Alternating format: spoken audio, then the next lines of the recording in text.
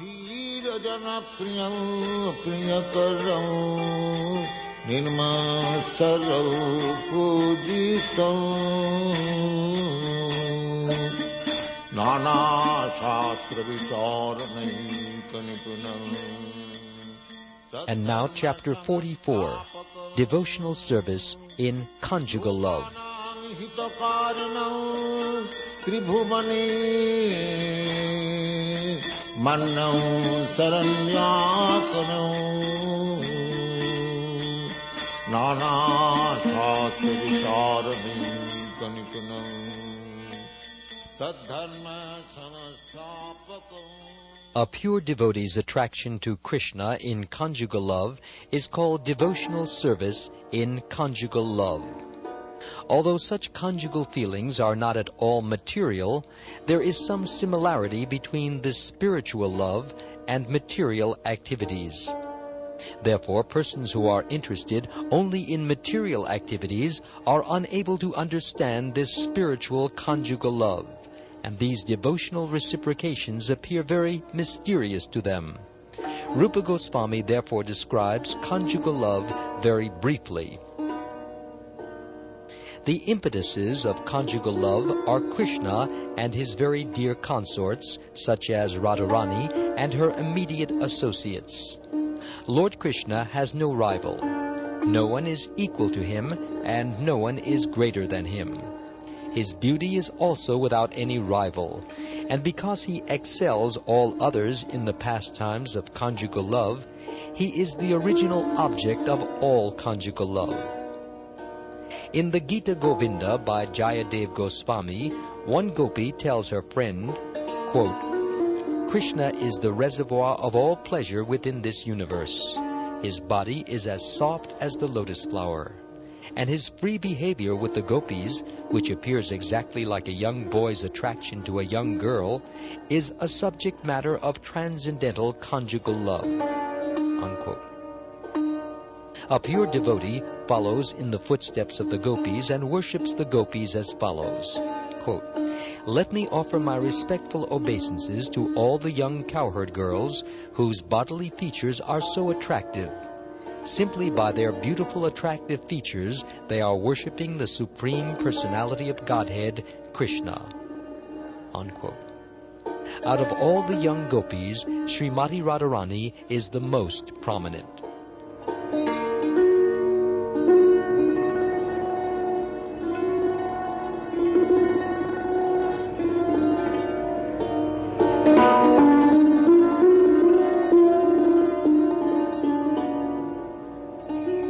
The beauty of Srimati Radharani is described as follows, quote, "Her eyes defeat the attractive features of the eyes of the chakori bird.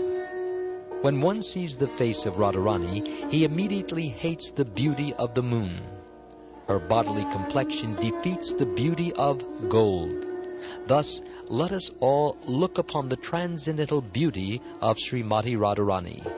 Unquote.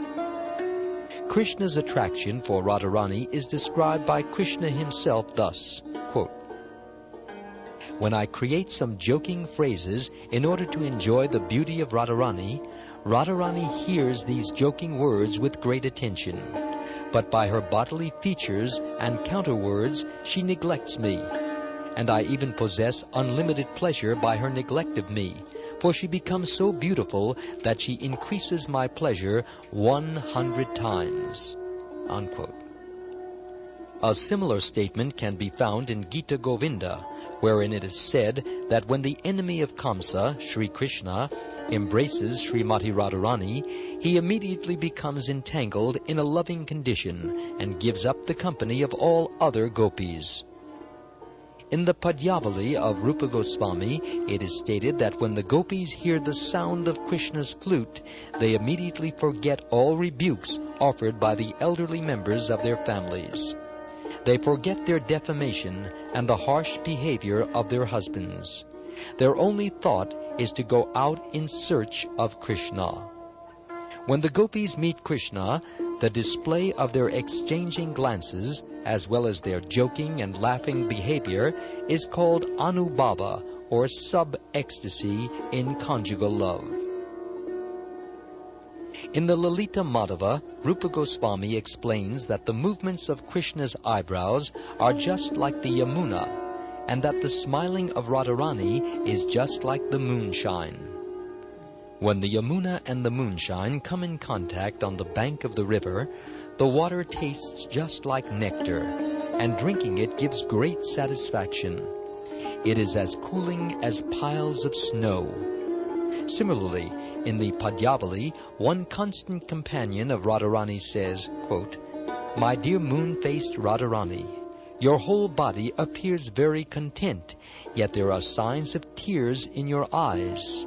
Your speech is faltering, and your chest is also heaving. By all these signs, I can understand that you must have heard the blowing of Krishna's flute, and as a result of this, your heart is now melting." Unquote.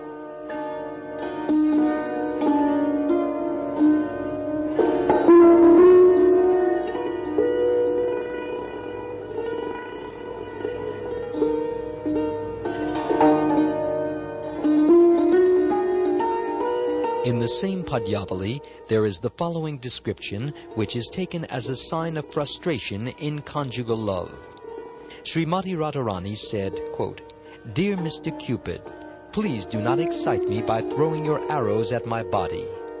Dear Mr. Air, please do not arouse me with the fragrance of flowers. I am now bereft of Krishna's loving attitude, and so, under the circumstances, what is the use of my sustaining this useless body? There is no need for such a body by any living entity." Unquote. This is a sign of frustration in ecstatic love for Krishna. Similarly, in Dana Keli Komudi, Srimati Radharani, pointing to Krishna, says, quote, "This clever boy of the forest has the beauty of a bluish lotus flower, and he can attract all the young girls of the universe. Now, after giving me a taste of his transcendental body, he has enthused me, and it is more than I can tolerate. I am now feeling like a female elephant who has been enthused by a male elephant." Unquote. This is an instance of jubilation in ecstatic love with Krishna. The steady ecstasy of conjugal love is the original cause of bodily enjoyment.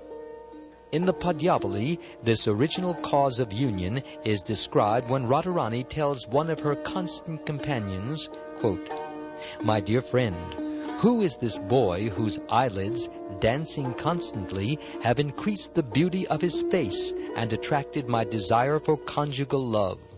His ears are decorated with buds of ashok flowers, and he has dressed himself in yellow robes.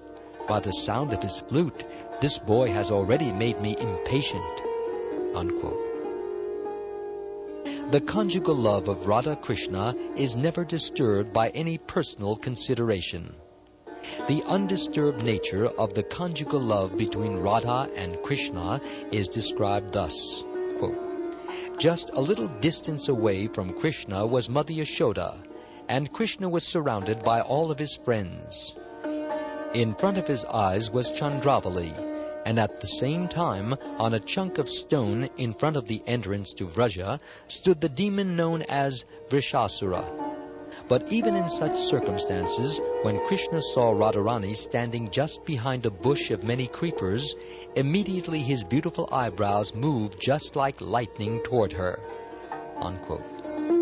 Another instance is described as follows, quote, "On one side of the courtyard, the dead body of Shankasura was lying, surrounded by many jackals. On another side were many learned Brahmins who were all self-controlled. They were offering nice prayers, which were as soothing as the cool breeze in summer. In front of Krishna, Lord Baladev was standing, causing a cooling effect. But even amid all these different circumstances of soothing and disturbing effects, the lotus flower of ecstatic conjugal love that Krishna felt for Radharani could not wither." Unquote. This love of Krishna for Radharani is often compared to a blooming lotus. The only difference is that Krishna's love remains ever increasingly beautiful.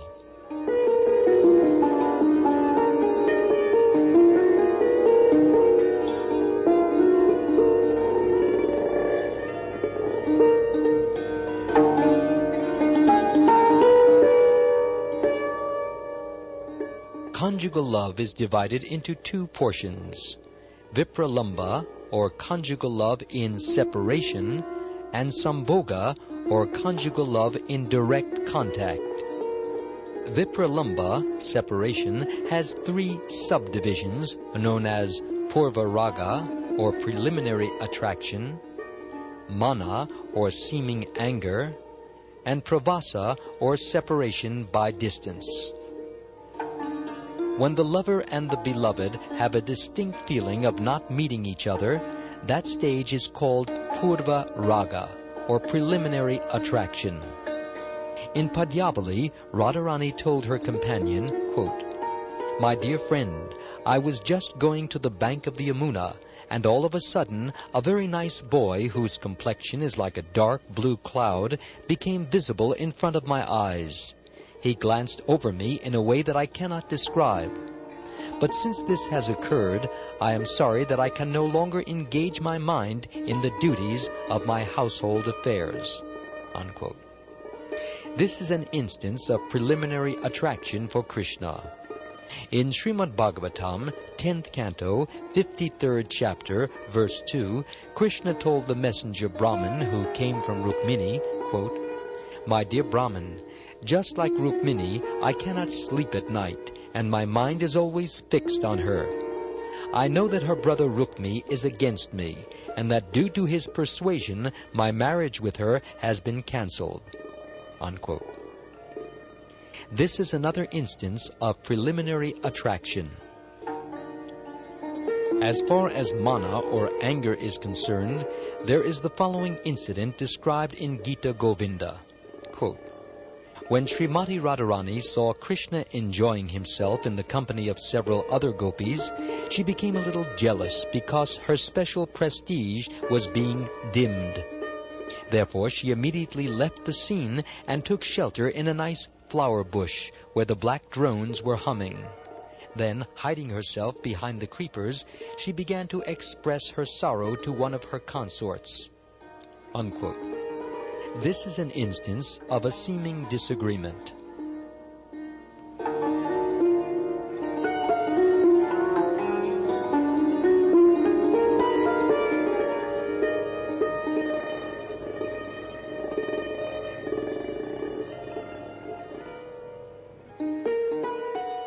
An example of pravasa, or being out of contact because of living in a distant place, is given in the Padyavali as follows. Quote, "Since the auspicious day when Krishna left for Mathura, Srimati Radharani has been pressing her head on one of her hands and constantly shedding tears. Her face is always wet now, and therefore there is no chance of her sleeping even for a moment." Unquote.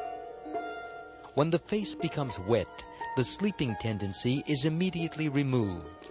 So when Radharani was always weeping for Krishna because of his separation, there was no chance of her getting any sleep for herself.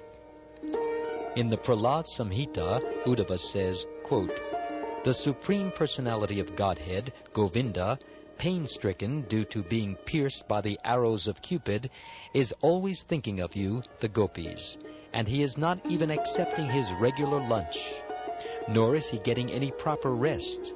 Unquote. When the lover and beloved come together and enjoy one another by direct contact, this stage is called Sambhoga.